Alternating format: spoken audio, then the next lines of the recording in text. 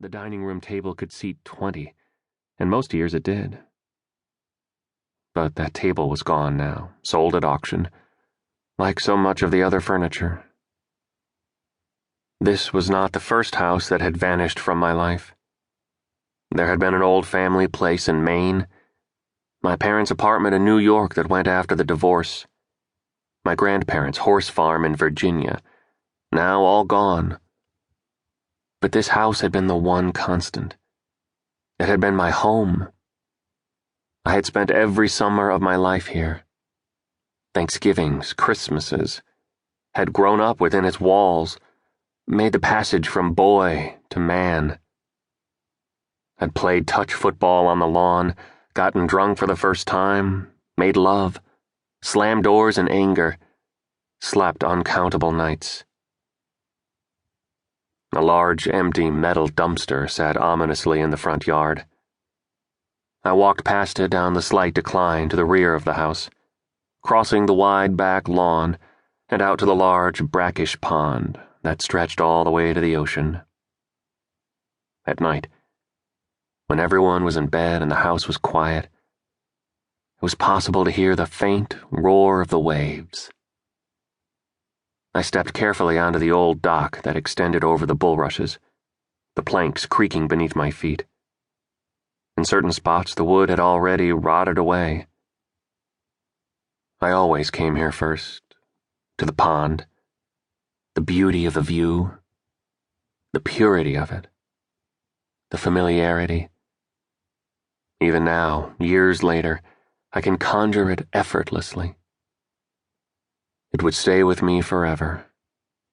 The seamless melding of water to trees, to sky. In the distance, a family of swans bobbed ornamentally on the slate-gray water. The wind was raw. We sailed here from May to September, or even later. But the little boat, like so much else, had been sold.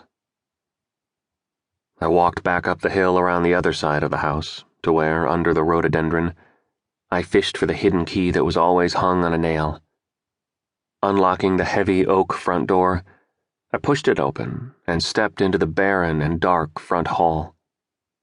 The house was cold, the air slightly musty. There were a few last things left for me to sort through, to keep or not. The rest would be thrown out. It was up to me. The kitchen counter had a cold cardboard coffee cup that must have been left by one of the contractors. It was next to an old unplugged toaster and a final heating bill. The refrigerator stood open and dark, its shelves barren. The water had been turned off. There is nothing emptier than an empty house. I wandered through the wainscoted dining room, the sitting room, and the downstairs bedrooms, opening closets and finding nothing except scattered mouse droppings. The second and third floors were just as barren. The books from the shelves that once lined the hallway had all been boxed up and dispersed. In my old room, a metal bed frame leaned against the wall. In the closet, there was a box of old tiles and several bare wire hangers on the rod. Nothing remained in my parents' former room. I could see in the worn carpet the indentations of where my father's chair had sat for decades. Disconnected phone jacks, a broken window shade. My ultimate destination was the attic, where deeply recessed closets had been built under the roof for storage. I had been given one of these as a place to store my old belongings, things of sentimental value that could not fit in my New York apartment.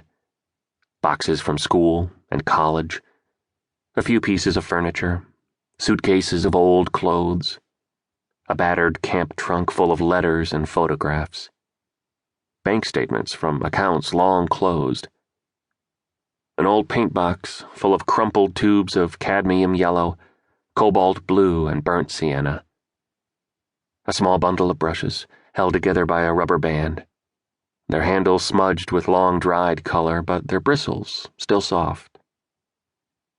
I carried the boxes and bags to the middle of the floor, creating two piles, what I would keep and what I would throw out.